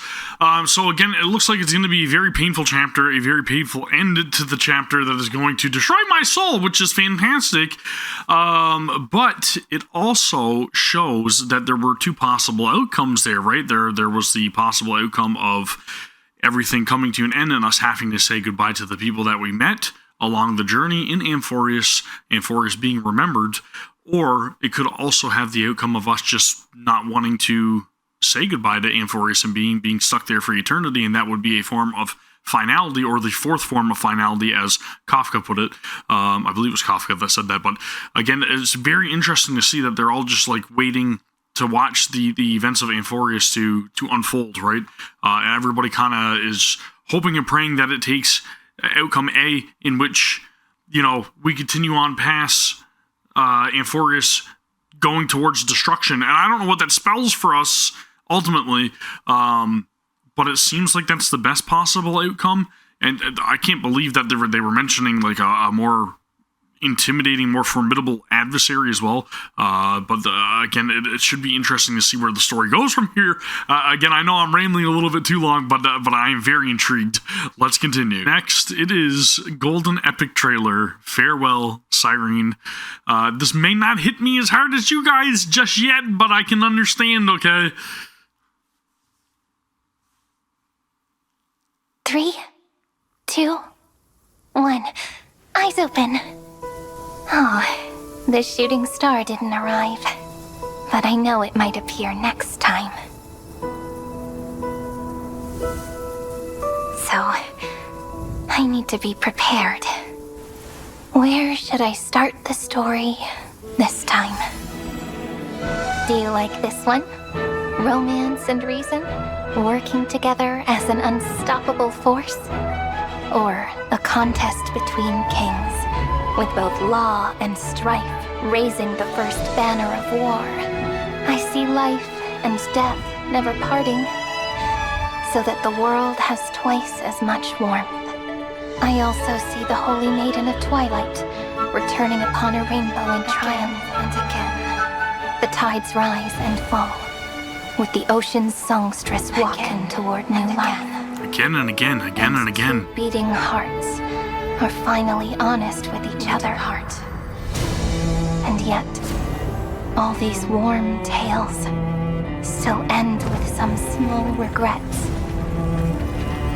If fate only ever has one course, could this be just an overly naive dream? Could you give me more time, please? Amphoreus won't be forgotten.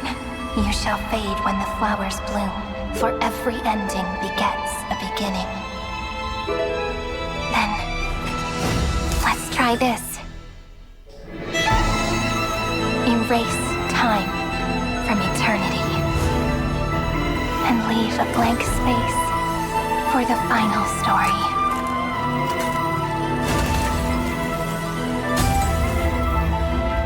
Hi, long time no see.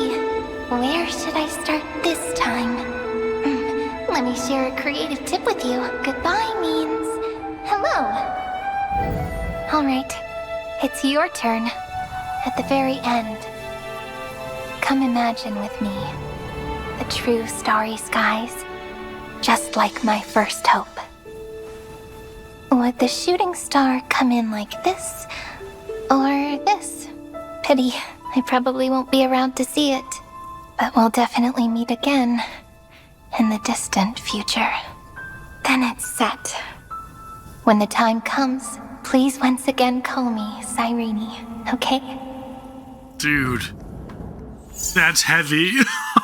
That's so damn heavy. I can already tell, man, I am going to be in tears for Amphoreus. That is going to hit much harder. And it already kind of hands me welling up a little bit, and I don't even freaking have any context yet, right? Damn, dude. That's gonna hurt. Now we have Anti-Destruction Alliance. To all the worlds of the cosmos, after the Iron Tomb campaign, the Legion's steps grow ever faster. Following the road of the Trailblaze, I invite all of you to join the Anti-Destruction Alliance. Under the full moon together, let us discuss the future of the cosmos. The entry tickets are ready. As for luring in the elite, I'll leave that in your hands. I shall complete the final stroke of the blueprint of preservation. All for the Amber Lord. You saw an omen of extreme woe.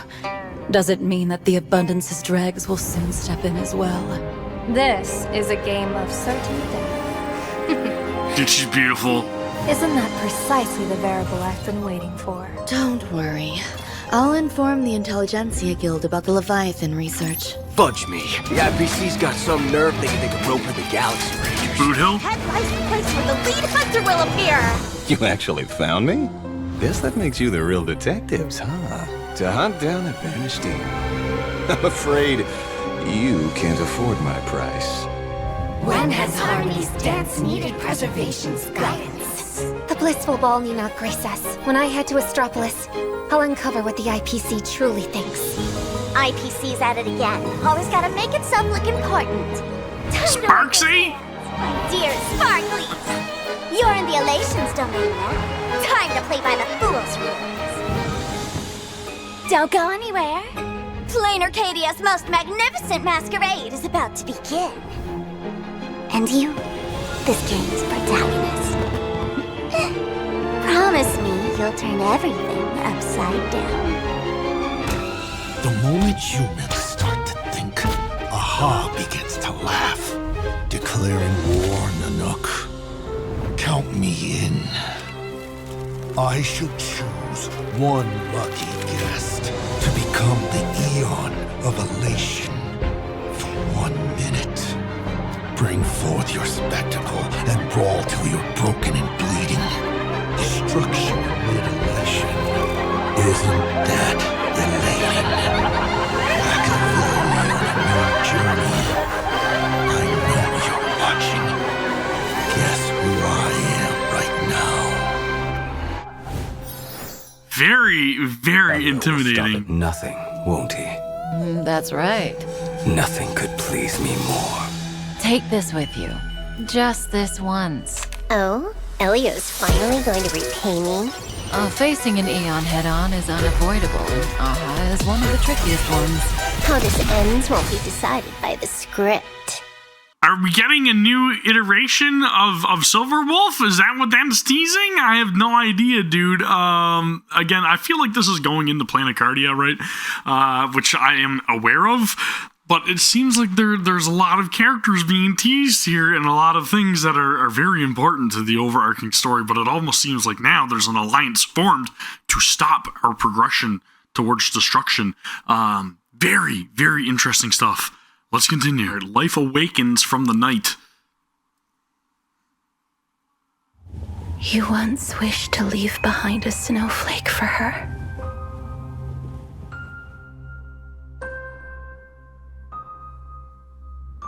But your hands didn't know how to draw the shape of life. Warmth lasts for but a moment, but the cold is endless. Like how your death-worshipping hometown now sleeps soundly in the blizzard of the long night. Like how the ocean, haunted by trickery, stirred up stormy waves. The sky, pierced blind by their lightning spear, spilled blood and tears. The titans who suffocated the world will also eventually enter, death's embrace. You don't know why life blossoms. Only because the butterfly of the nether realm has already landed on the surging black tide on the bloodthirsty blade. On your fingertips.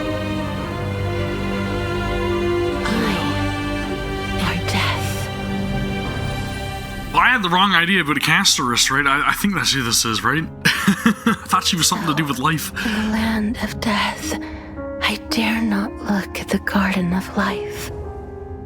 I fear that promises may be broken after they're made. Tears may follow after a smile.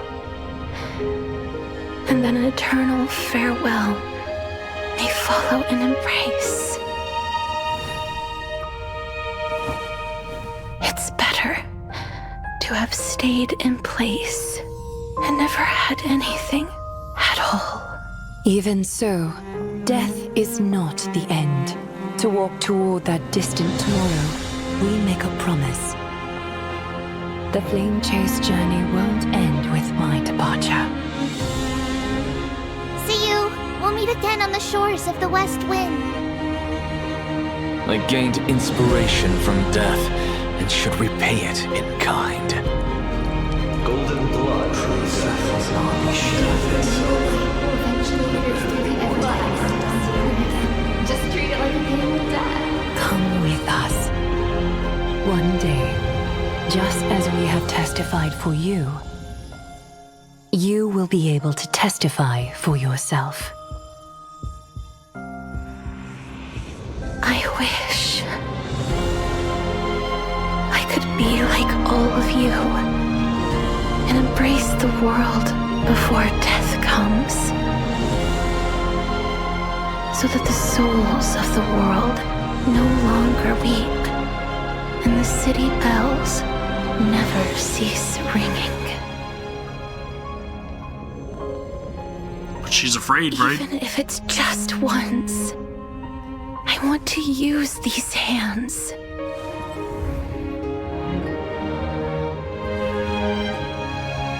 To give a wilted flower new life. Beautiful. Even if the snow eventually melts, I hope you will leave behind a snowflake for me. So beautiful, man. Very touching. And again, it really shows how she's not of the same mind frame as all of the other heroes, right? The heroes within Amphoreus. I'm guessing that's what this still is referencing. And again, very, very beautiful trailer. And last but not least, I'll never forgive Star Rail, which I think is very on the nose. Let's watch this. Let's check it out. Hey, it's me, your one and only super duper favorite, Sparksicle. Oh, Sparksy. For a streamer, your follower count is basically your combat power, you know. Well, mine is low. That's how you land top tier sponsors. Gotta keep those sponsorship meals coming. Spoken like a true content creator. I'll show you what Sparksicle's got on her plate. 200,000 credits for a candid, no-nonsense review of Star Rail version 4.0. Star Rail is my bread and butter. 500,000. Tell me your deadline. Aha! Caught you! Sparksicle, your loyalty is questionable. Aha! No need to doubt it. The one you were doing business with just now was Sparkle, not Sparksicle. Sparkle or Sparksicle makes no difference. What matters is that I'm assigning you a task of importance. 1.5 million. I want our new character to reach 10 million followers before launch. I remain your loyal servant now and forever, Your Majesty. So who's the new character? It's you, Sparksy. You're the new character. Are you nuts? Ugh, people have no idea how the internet works. Can you believe this? 1,500,000 just to have me hike myself into a mega streamer with 10 million fans. sorry, I just can't. This is way too good. Is this guy completely clueless? But without 10 million followers, you won't see a single... Someone's glazing you here. That's why I need the collective genius of everyone here. How about a try not to laugh challenge? That's so outdated. Nobody cares about stuff like that now. Trends, man. Street pranks, high watchability. I'm sensing a non-zero chance of dying. Rejected! Boring! Way too boring! None of you understand the internet at all! Let's hear your big brain take. To go viral nowadays, you need to be unhinged! That is true! That is true! Maybe? Not enough! Yes! You gotta sell yourself for fame, okay? You gotta do whatever's necessary. This is unhinged. This is pretty unhinged. Discharge! Poor Sparkle. What you need is an eye-catching thumbnail! Poor Sparkle. Needs more bites! I have nothing left to teach you. As expected of Sparksicle, I've effortlessly cracked the code to internet stardom. Lock in this unhinged attack mode persona and boom! This whole world's mine! And clickbait. Say it again. The world is whose? Mine! Apologies. Stream terminated by administrator. There are always more solutions than problems. It's your one and only super duper favorite Sparksicle. I've been pondering a big life question lately. Why do people always feel the need to sell themselves so hard? For 1.5 million, I lost my live stream, but in the end, I finally realized the truth. If you can't get rid of a problem, you get rid of the problem maker. Okay, so things derailed a bit, but the outcome's not bad at all. And now let's witness the birth of the streamer with 10 million followers, Sparksicle. Oh, we're still missing. That was easy.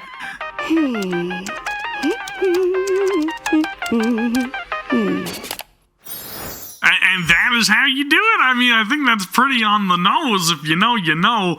That is exactly how you do it. You come up with a very catchy thumbnail, a very catchy title for your video, and you go ham.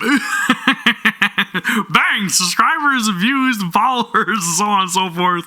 But I will definitely forgive you, Starrail. I know that Sparksy will never forgive you, but I'll forgive you, okay? And that is going to do it for the reaction to all of the Myriad Celestia trailers, with a couple of added bonuses there, which I'm not really sure if they're quite considered Myriad Celestia, but again, they're part of the playlist over on Honkai Star Rail's official page, so we included them as well. Again, hopefully this was a little bit more in line with what you guys wanted to see in terms of reaction, and if it was a little bit boring not hearing me comment as the videos were playing, then my apologies. We're just trying new things here. I'm trying to accommodate everybody, and I'm just going to continue to do this, and hopefully you guys enjoy it. If you do, then I would highly encourage you to please subscribe to the channel for more Honkai Star Rail content and reactions and all kinds of other gacha game content over here, and then also please give the video a thumbs up if you want to see more of these videos, okay? But again, that is going to do it for me. Let me know your own thoughts down in the comments below. Let me know if there's any kind of important information that I missed out on, or things that you guys wish I would have picked up on, things I would have been a little bit more knowledgeable about. And if you guys do want to join me alongside for the journey through Honkai Star Rail, I will be streaming that game from time to time over here on the channel as well. So again, I would highly encourage you to subscribe, so that way you know whenever I do go live, all of my live streams will be here on this channel. So again, that is the best way to join me for that, and I really can't wait to get caught up in this game and other games. Again, very, very thankful for you guys to giving me a chance, and everybody else that was there in the last video as well, leaving comments, leaving thumbs ups. I really appreciate you guys taking time out of your day to give me a shot, okay? So again, thank you very much. As always, I'll see you all in the next one. Take care. Peace.